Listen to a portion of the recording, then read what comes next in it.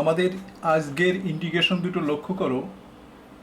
এটা হচ্ছে ডিফাইনিট ইন্টিগ্রেশন আর একটা হচ্ছে ইনডিফাইনিট ইন্টিগ্রেশন। তো আমরা প্রথমে দেখো upper limit ln 5, lower limit 0, এক্সের পর 3 plus X power 4 by ln X. এটাকে আমরা কিভাবে সাজিয়ে সমাধান করছি খুব ভালো করে খেয়াল করো। লন 5 0 এর দুটোকে দেখো আমরা আলাদা করে নিচ্ছি।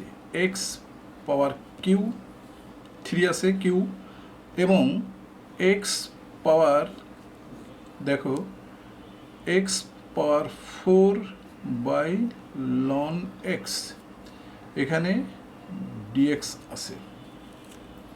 এরপর যা করা হচ্ছে সেটা হচ্ছে এরকম যে upper limit ln 5, lower limit 0, X, এটাকে দেখো আমরা এইটা এক্সটাকে আমরা আগে নিয়ে আসলাম, এক্স পাওয়ার 4 লন এক্স, এখানে 4 এক্স কিউ ডিএক্স লিখে নিলাম। এখানে কিন্তু 4 ছিল না, সেজন্য 1/4 আমরা এখানে নিয়ে আসলাম। একটা জিনিস আমরা জানি সেটা হচ্ছে লন এক্স সমান এক্স লেখা যায়, কারণ লন 1 হয়ে গেল এক্স। তাহলে এই যে এক্স আছে, এই এক্সের পরিবর্তে আমরা ln e to the power ln x লিখব। তো দেখো 1/4 e to the power ln x, x power 4 ln x, তারপরে 4x কিউ ডিএক্স, দেখো 4x কিউ ডিএক্স, তারপর কি হচ্ছে 1/4।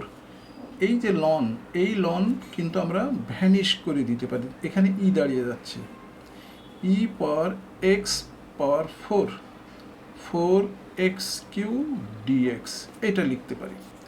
এখন আমরা কি করব, এক্স পাওয়ার 4 সমান জেড লিখলাম। দেখো এক্স পাওয়ার 4 সমান কি লিখলাম, জেড লিখলাম। তারপর 4x কিউ ডিএক্স সমান ডিজেড, এটা লিখলাম। দেখো এইটার পরিবর্তে আমরা শুধু ডিজেড লিখব। আর আপার লিমিট লোয়ার লিমিটগুলো এগুলো লিখে ফেলতে হবে। 5 0 লন 5 0। এখন কি করছি সেটা মুখ্য বিষয়। এখন আমাদের মান এরকম আসছে যে আপার লিমিট লন 5 0 আর E to the power Z DZ, এটা চলে আসলো। এখন ই টু দি পাওয়ার জেডকে ইন্ডিকেশন করলে কি হয়, ই টু দি পাওয়ার জেডই হয়।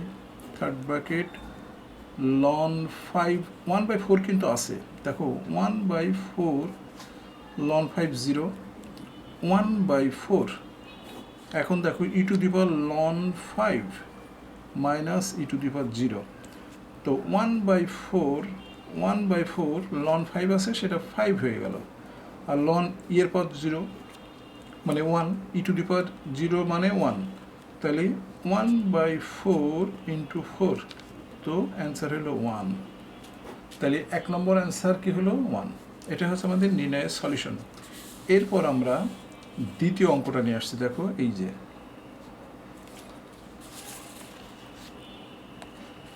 এই দ্বিতীয় অঙ্কটা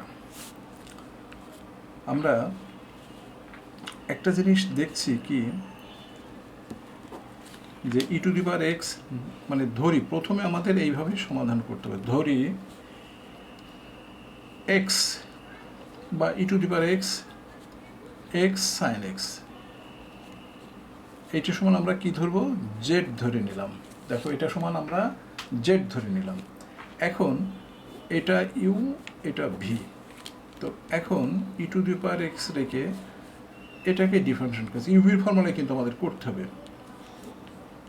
এক্স সাইন এক্স, এরপর X sine X into D by DX E to the power X সমান সমান ডিজেড, এটা পেলাম।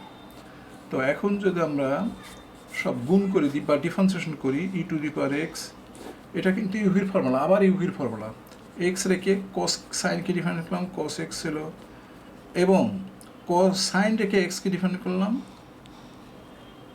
এই হলো। আবার এখানে কি আছে দেখো, ই টু দি পাওয়ার এক্সকে ডিফাইন করলাম, ই টু দি পাওয়ার এক্সই হলো, এবং এক্স সাইন এক্স সমান সমান এটা হলো ডিএক্স হবে, সমান সমান ডি জেড বাই ডিএক্স। এখন দেখো এই ডিএক্সটা এর সাথে গুণ করে দিলাম, ই টু দি পাওয়ার এক্স সবার ভিতর থেকে কমন দিলাম, এক্স সাইন এক্সটা আগে লিখলাম কারণ এটা আমাদের প্রথমেই লেখা ছিল, তারপরে এক্স কস এক্স লিখলাম, তারপর সাইন এক্স, এখানে ডিএক্স লিখলাম সমান সমান ডিজেড। দেখো এত বড় একটা মান ডিজেডের রূপান্তরিত আসলো। এখন আমরা আই সমান কি লিখছি, ডিজেড। তো ডিজেডকে ইন্টিগ্রেশন করলে জেড প্লাস সি, জেডের মান আমরা কি জানি, X E to the power X sine X plus C. এটাই হচ্ছে আমাদের অঙ্কের সলিউশন, দ্বিতীয় অঙ্কের সলিউশন। তো বন্ধুরা তোমরা পারলে সাবস্ক্রাইব করে ফেলো, কারণ নতুন নতুন অঙ্কের জন্য অবশ্যই তোমাদেরকে সাবস্ক্রাইব করে দেওয়া উচিত। আজকে এই পর্যন্তই, আর আগামী দিন আমরা আরও নতুন অঙ্ক নিয়ে হাজির হব। আসসালামু আলাইকুম।